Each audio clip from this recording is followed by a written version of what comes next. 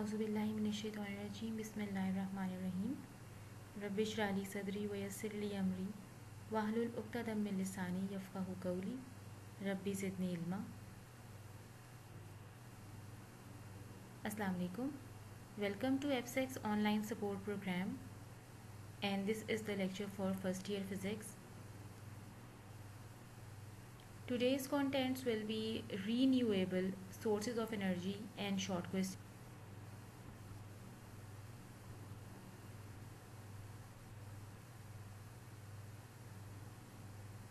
Renewable energy sources. These are natural sources of energy which are not depleted by use. Means we can use them again and again.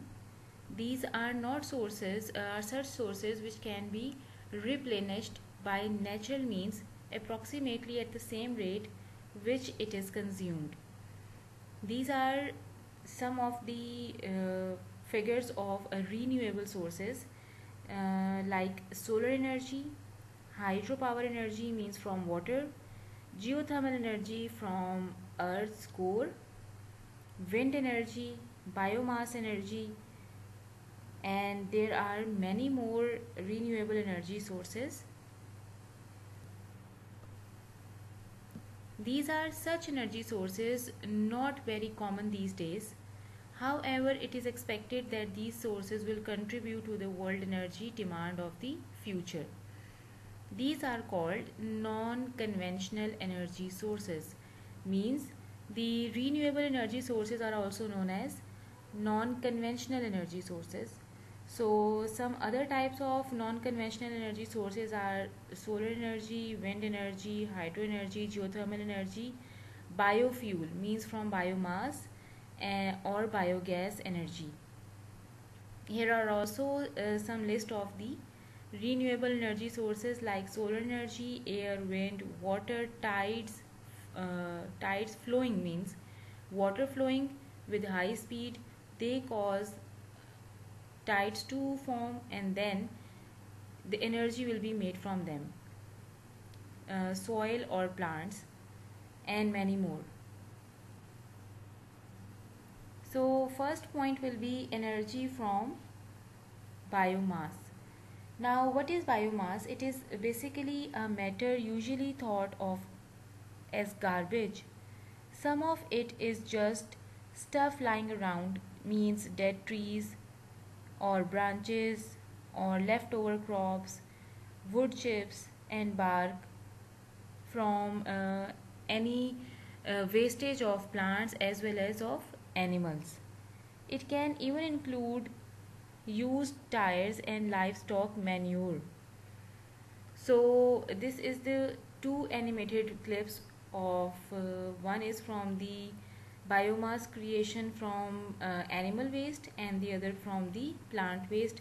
As you can see that this waste is taken to the furnace where it is heated, and with the heat of that furnace we are taking energy generation, and this is the energy generation caused in that with the help of this biomass. So this is the figure of a power plant in which the fuel is biomass. अब आप देख रहे होगे कि इस biomass को heat किया जा रहा है. हीट करने से जो उसमें स्टीम प्रोड्यूस हो रही है उससे टरबाइंस रन करेंगे और टरबाइंस के मूव करने से इनकी रेवोल्यूशन से हमारे पास इलेक्ट्रिसिटी प्रोड्यूस होगी जो कि जनरेटर्स के थ्रू फर्दर सप्लाई के लिए दे दी जाएगी, और जो हीट आपके पास इस जनरेटर के अंदर प्रोड्यूस हो रही है it is again going towards the container of that biomass. So basically इस एक और प्रोसेस भी हो सकता है जिसके अंदर हम इस गार्बेज से मीथेन गैस को प्रोड्यूस करें और फिर उसको फर्दर यूज़ करें for that purpose of energy generation. So this is quite cheap behavior or quite cheap way to produce electricity.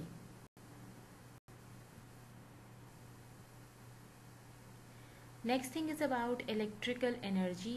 means अब हम करंट प्रोड्यूस करना चाह रहे हैं. इलेक्ट्रिकल एनर्जी का इन टर्म्स ऑफ फिज़िक्स क्या मतलब है?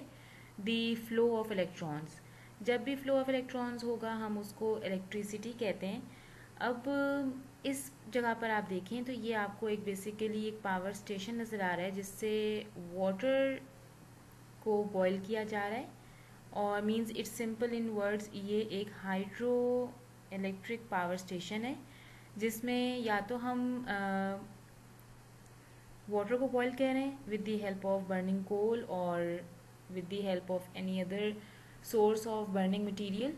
So with the when water is boiling, this steam is using in terms of that movement or running of the turbine, and further this turbine is going towards this generator, and this generator is further taking this electricity towards the power lines, and then from powerhouses to power lines and then towards the houses. So इन चीज़ों से हमें megawatt of energy generate हो जाती है। और जैसे हमारे पास पाकिस्तान में एक मंगला डैम है on the river Jhelum that generates more than 900 megawatts. There is another dam like Warsak on the river Kabul near Peshawar in Khyber Pakhtunkhwa.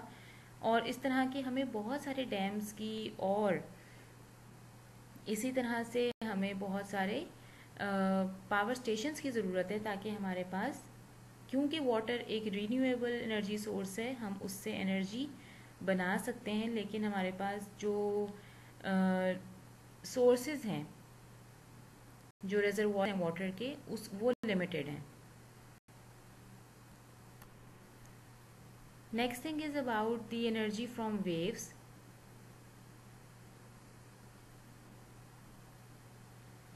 So as you can see in this figure, these waves, particularly these waves of large amplitude, they contain large amount of energy. So wave energy is in effect a stored and concentrated form of solar energy, since the winds that produce waves are caused by pressure differences in the atmosphere arising from solar heating. The strong winds blowing across the Atlantic Ocean create large waves, making the west coast of Europe ideally suited to wave energy schemes. इसका हमें क्या समझ आया कि अगर हम wave energy को produce करना चाहते हैं तो बेसिकली ये उन एरियाज़ के अंदर ज़्यादा सूटेबल रहेगा जहाँ पर स्ट्रॉन्ग विंड्स हों और वहाँ पे प्रेशर डिफरेंसेस की वजह से लार्ज एम्पलीट्यूड ऑफ वेव्स बन रहा हो। तब आपके पास जो एनर्जी है इन वेव्स की उसको यूज़ किया जा सकता है for further generation. Next topic is about geothermal energy.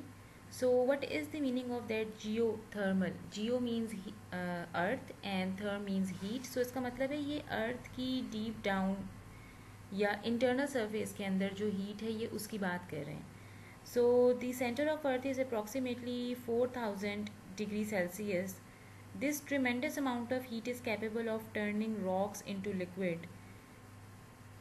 This heat is able to warm the earth right up to surface. You may find molten rocks very close to surface along fault lines and around volcanoes, and this enables a volcanic area to be very significant source of geothermal power. सो अगर हमारे पास volcanoes available नहीं हैं तो हम उसके around पर क्या करेंगे कि हम अर्थ को इतना डीप डाउन डिग करेंगे कि हमारे पास मोल्टन रॉक्स वाला एरिया बन जाए। और जब हमारे पास वो मोल्टन रॉक्स वाला एरिया अवेलेबल होगा तो हम उसके अंदर वाटर को ऐड करते हैं और वो वाटर हीट अप हो जाता है। वाटर के हीट अप होने से जो स्टीम प्रोड्यूस होती है that is use to run turbines, और उस टरबाइन से फिर जनरेटर में इलेक्ट्रिसिटी प्रोड्यूस हो जाती है और वो जनरेटर फर्दर आगे पावर स्टेशंस की तरफ इस इलेक्ट्रिसिटी को मूव करवाता है। Next thing is about nuclear energy. जैसा कि आप लोग देख रहे हो कि न्यूक्लियर एनर्जी का मतलब है कि हम न्यूक्लियर सोर्स को या न्यूक्लियर फ्यूल को इस्तेमाल करके हम एनर्जी प्रोड्यूस कर सकते हैं। सो क्यों नहीं हम इस्तेमाल करते पाकिस्तान के अंदर? क्योंकि ये बहुत एक्सपेंसिव है। इसलिए, वरना ऑन दी अदर साइड अगर हम देखें तो इसका एक तो नुकसान ये भी है कि ये डिस्ट्रक्टिव है, वो रेडियो एक्टिव रेज बहुत हार्मफुल है इंसान के लिए। मगर अगर हम इसका एक फेवरेबल पॉइंट देखें, वो ये है कि ये बहुत लॉन्गर एरियाज़ तक, बहुत लॉन्गर टाइम तक ये अपनी एनर्जी मेंटेन रखता है। इसलिए हम न्यूक्लियर एनर्जी को इस्तेमाल कर सकते हैं फॉर पावर जनरेशन, अगर हमारे पास यूज़फुल टेक्निक्स या प्रिकॉशनरी मेजर्स मौजूद हों। अब यहाँ देखो, ये आपके पास एक फिगर है न्यूक्लियर रिएक्टर की। इसके अंदर आपको इस एरिया के अंदर न्यूक्लियर फ्यूल मिल रहा है और हम यहाँ से वाटर को मूव करवाते हैं टूवर्ड्स दैट टैंक, और न्यूक्लियर फ्यूल की हीट की वजह से वो वाटर बॉयल होना शुरू हो जाता है। उस वाटर के बॉयल होने से जो स्टीम प्रोड्यूस होती है, that is use to run turbines, और फिर वो जनरेटर को इलेक्ट्रिसिटी सप्लाई करते हैं। वो जनरेटर फर्दर आगे power stations, power grid stations को एनर्जी दे देता है। वो वाटर जो हमें यहाँ पर नज़र आ रहा है वो एक कंटिन्यूस साइकिल की फॉर्म में मूव करता रहता है, यानी कि वाटर का यहाँ से मूव करके आना, उसको हीट प्रोड्यूस करवाना या स्टीम प्रोड्यूस करवाना, उस स्टीम से आगे टरबाइन का रन कर जाना, उस स्टीम को वापस यहाँ लेकर आ रहे हैं कंडेंसर में, और उसको कंडेंस करके अगेन लिक्विड में कन्वर्ट करवा रहे हैं, और उससे हमारे पास ये साइकिल कंटिन्यू कर रहा है। क्या इसका फ्लो चार्ट बनेगा कि जो हमारी न्यूक्लियर एनर्जी है उससे हम यूज़ कर रहे हैं थर्मल एनर्जी के लिए, थर्म मीन्स हीट के लिए, that is used for the kinetic energy in steam. उस काइनेटिक एनर्जी जो हमें स्टीम मिल रही है, उसकी काइनेटिक एनर्जी से हम टरबाइन की काइनेटिक एनर्जी को मूव करवा रहे हैं, यानी कि हम टरबाइन को रन कर रहे हैं, और उससे हमें इलेक्ट्रिकल एनर्जी मिल रही है। This is nuclear energy. Next thing is about a simple and smaller formula which helps you to solve some numerical problems as well. This is known as work energy principle. जिस तरह आप लोगों ने पहले work energy inter conversion of energy के accordingly पढ़ा था for resistive medium, बिल्कुल उसी तरह हम उसमें हमने इंटर कन्वर्जन देखी थी पोटेंशियल और काइनेटिक एनर्जी की। अगर कोई ही ऑब्जेक्ट हाइट से मूव करके आ रहा है, इस वाले फॉर्मूला के अंदर हम क्या देखेंगे कि अगर कोई ऑब्जेक्ट मूव कर रहा है तो फिर उसके अंदर जो एनर्जी चेंजेस होते हैं वो किसके इक्वल होते हैं। इसकी स्टेटमेंट क्या होगी, that work done on a body is equal to change in its kinetic energy. अगर हम किसी ऑब्जेक्ट के ऊपर वर्क करना शुरू करें तो इसका मतलब है कि हम उसकी डिस्प्लेसमेंट को चेंज कर रहे हैं और हम उसके ऊपर फोर्स अप्लाई कर रहे हैं। तो बेसिकली हम क्या कर रहे हैं, हम उसकी मूवमेंट में भी चेंज लेके आ रहे हैं। तो हम बेसिकली काइनेटिक एनर्जी के चेंज की बात कर रहे हैं। ये स्टेटमेंट है इस वर्क एनर्जी प्रिंसिपल की। प्रूफ कैसे करेंगे, let m is the mass of body, v I is the initial velocity, f is the force applied, d is the displacement covered by the body, vf is the final velocity of body, the work done on body is, हमें formula apply करना है, w is equals to F D. Now according to third equation of motion, we know that third equation is 2as vf square minus vi square। अब उस s की जगह पे मैंने d लगा दिया क्योंकि मैं ऑलरेडी बता चुकी हूँ कि d displacement covered by the body है। d के फॉर्मूला को कैलकुलेट करें आप, d को यहीं रहने दें, बाकी चीज़ों को इक्वलिटी की दूसरी तरफ ले जाएं, 1/2a vf square minus vi square, this is your equation number 2। We also know that according to Newton second law f is equals to ma। जो फोर्स हम अप्लाई कर रहे हैं किसी भी ऑब्जेक्ट पे वो बेसिकली उसके मास और एक्सेलरेशन के प्रोडक्ट के बराबर है। By putting equation number 2 and 3 in equation 1, यानी कि f और d की वैल्यू हम इस इक्वेशन में पुट करेंगे।